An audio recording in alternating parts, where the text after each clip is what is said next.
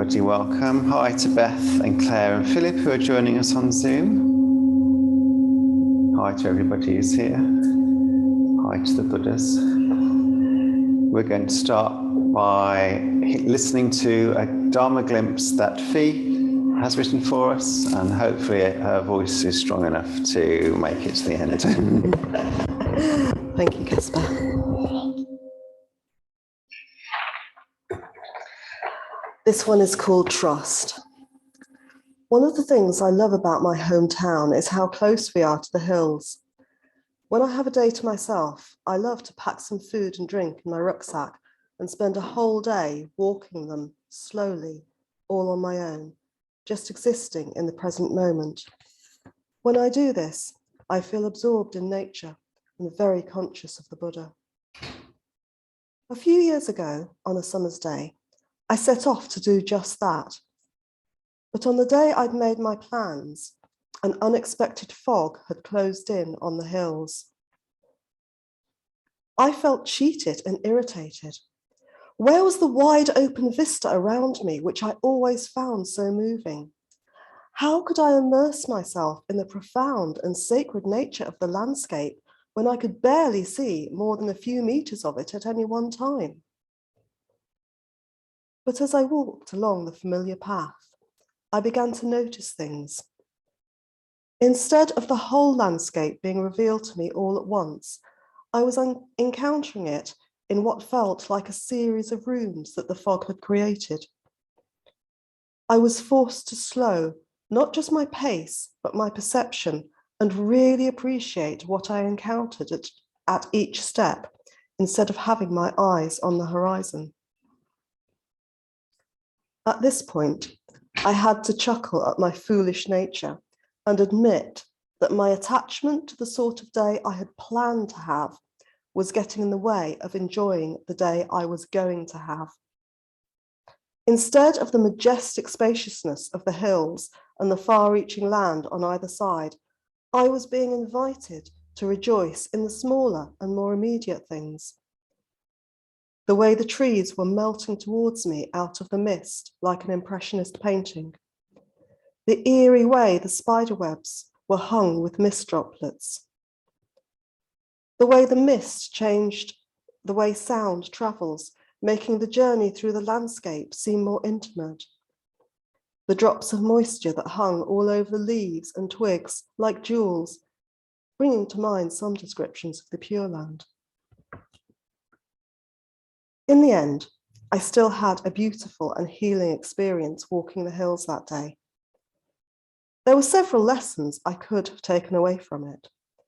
The self-sabotaging nature of attachment, my bamboo nature, or the impermanence of both good and bad weather. But what I felt most in my heart at the end of that day was trust.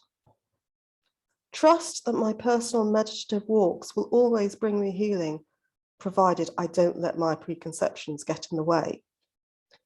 Trust that the sun was still there beyond the fog, just as we trust that Amida Buddha is there, even when the metaphorical clouds of delusion get in the way. Namo Amida Buddha.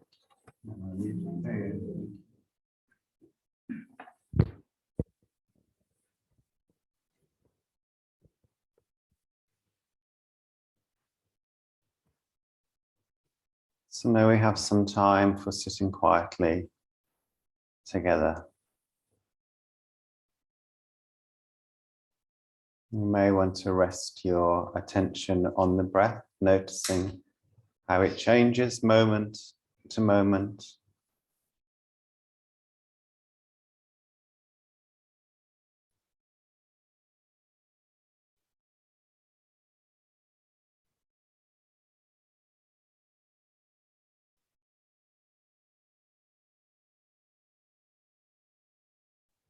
It may be possible to just sit with a soft, open awareness.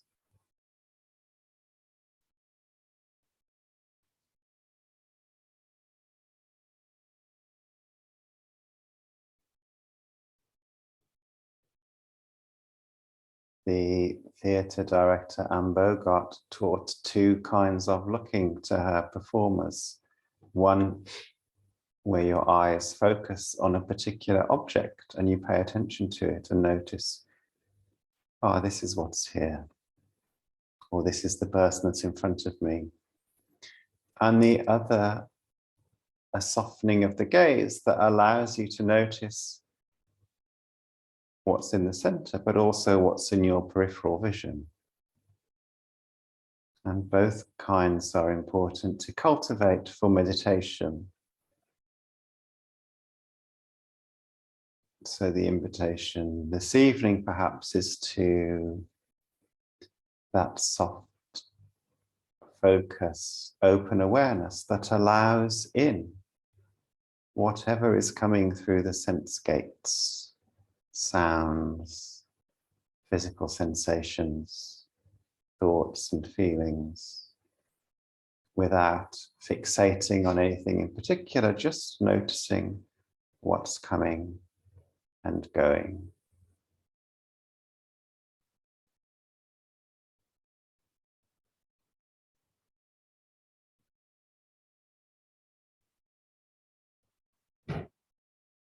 And if the mind does begin to fixate on something in particular,